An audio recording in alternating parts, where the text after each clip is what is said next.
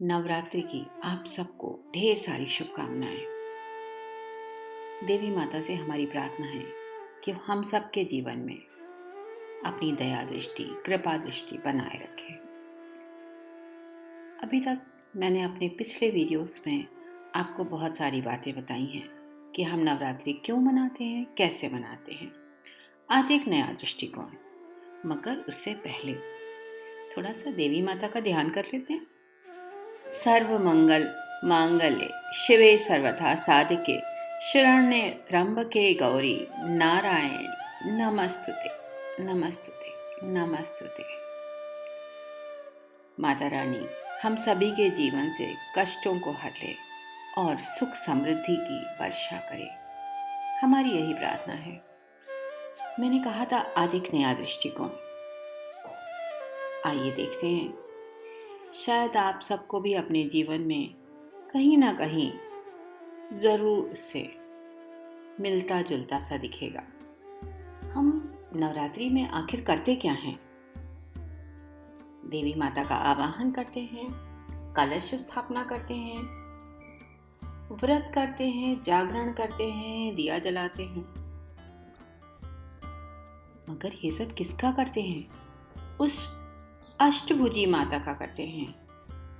क्या कल्पना कर सकते हैं आज किसी के घर में अगर ऐसी 8 भुजाओं वाली कन्या पैदा हो तो क्या होगा?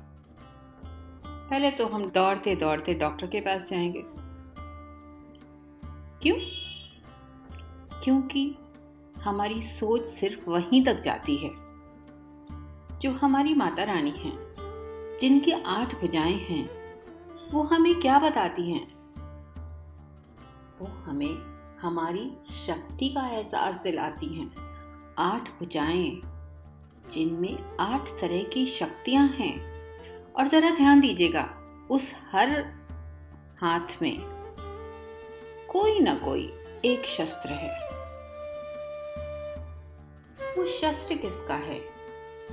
वो शस्त्र ज्ञान का है, जो हमारी बहुत सारी समस्याओं का समाधान लिए हुए हैं। बस हम सोच ही नहीं पाते और हम समझ ही नहीं पाते वहां तक।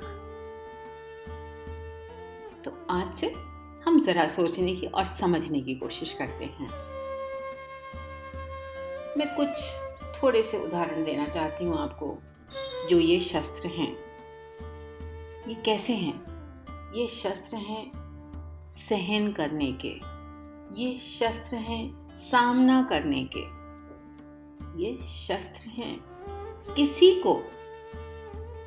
को भी बिना किसी भेदभाव के स्वीकार करने के, और किसी के भी प्रति कोई निर्णय लेने का हमारे पास कोई अधिकार तो है ही नहीं।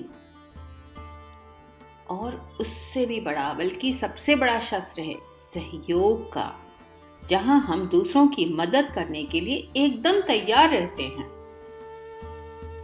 तो है ना एक नया दृष्टिकोण। आइए आगे देखते हैं। मैंने बताया था हम नवरात्रि में करते क्या हैं। पहले तो हम कलश स्थापना करते हैं, हम देवी का आवाहन करते हैं कि माता रानी मेरे घर आओ, हम सब पर अपनी दया दृष्टि करो, हमारे कष्ट हर लो, हमारे जीवन में ढेर सारी खुशियां ला दो। और इसके लिए हम जागरण करते हैं। जागरण का क्या मतलब होता है? जागरण का मतलब हम आज सारी रात सोएंगे नहीं, हम माता रानी का भजन करेंगे। मगर एक इसका बहुत ही व्यापक दृष्टिकोण भी है कि हम अज्ञान से जाग जाएंगे।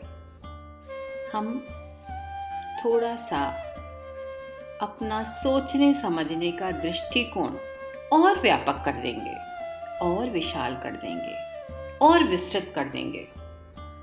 ये तो हुआ जागरण। दूसरा मैंने बताया हम व्रत करते हैं। हम व्रत किसका करते हैं? हम देवी माता के नाम पे कि आज हम खाना नहीं खाएंगे, हम 9 दिन का व्रत रखेंगे। मगर सच्चाई ये है कि उन 9 दिनों में हम रोज से भी ज्यादा खाना खाते हैं। मगर नवरात्रि हमें व्रत करने का मतलब एक और भी बताती है कि हम एक तरह से शपथ लेते हैं, हम एक प्रतिज्ञा करते हैं, कि हम ये 9 दिन पूरे ही डिसिप्लिन में रहेंगे,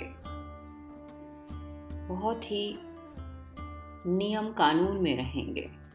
वो नियम कानून कैसा होगा कि हम समय से सोएंगे, समय से जागेंगे और उचित भोजन ही करेंगे, यानी कि सात्विक भोजन करेंगे। सात्विक भोजन क्या होता है? सात्विक भोजन वो होता है जैसे कि हमारे भोजन में लहसुन प्याज नहीं होता, हमारे भोजन में ज़्यादा मसाले नहीं होते।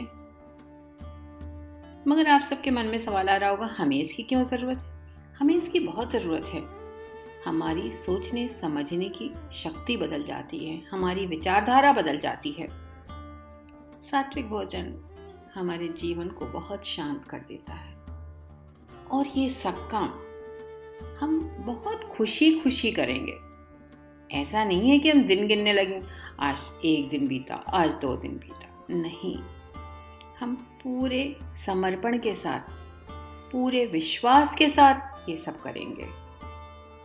आखिर माता रानी को हमारे घर जो आना है। और सबसे इम्पोर्टेंट बात कि हम दिया जलाते हैं। दिया बहुत सारे लोग मिट्टी का भी जलाते हैं, चांदी का भी जलाते हैं। सोचते हैं हम चांदी का जलाएंगे तो माता रानी ज़्यादा खुश हो जाएंगी। ऐसा नहीं है। दिया है क्या? दिया क्या बताता है हमें? दिया मिट्टी का बना होता है और हमारा शरीर भी तो मिट्टी का ही बना है। और जो उसमें लौ जलती है वो क्या है? वो हमारी आत्मा है। बस हमें सोचने की ज़रूरत है थोड़ा सा, और थोड़ा ज़्यादा समझने की भी ज़रूरत है। दिया शब्द ही देखिए क्या बताता है कि हमने दिया। अभी तक हम क्या सोचते थे और क्या चाहते थे कि हमें चाहिए, हमें ये चाहिए, हमें वो चाहिए, और बस अपनी ही ज़िंदगी को मुश्किल में डाल देते थे। मगर जब से ये दिया शब्द ज़िंदगी में आ जाता है ना, ज़िंदगी ही बदल जाती है। हम देने के लिए तत्पर हो जाते हैं। हम खुशी देते हैं लोगों को, हम सम्मान देते हैं लोगों को, हम सहयोग देते हैं, हम प्यार देते हैं। तो है ना कुछ अनोखी सी बातें आज। एक और बात, बल्कि यूँ कहिए नवरात्रि का आखिरी दिन आ गया और इस दिन हम बहुत सारी मस्ती करते हैं। कहीं कहीं पर गरबा खेला जाता है, कहीं डांडिया खेला जाता है और कहीं रंग बिरंगी चौकियाँ निकलती हैं जिसमें छोटे छोटे बच्चों को सजा के राम लक्ष्मण सीता बना देते हैं। खूब सारी लाइट लगा देते हैं। बच्चे तो बड़े खुश होते हैं उस दिन। मगर ये हमें क्या बताना चाहता है?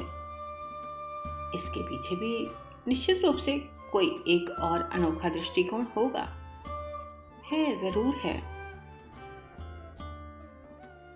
जब हम गरबा खेलते हैं या हम डांडिया खेलते हैं तो क्या ये हमें बताता है?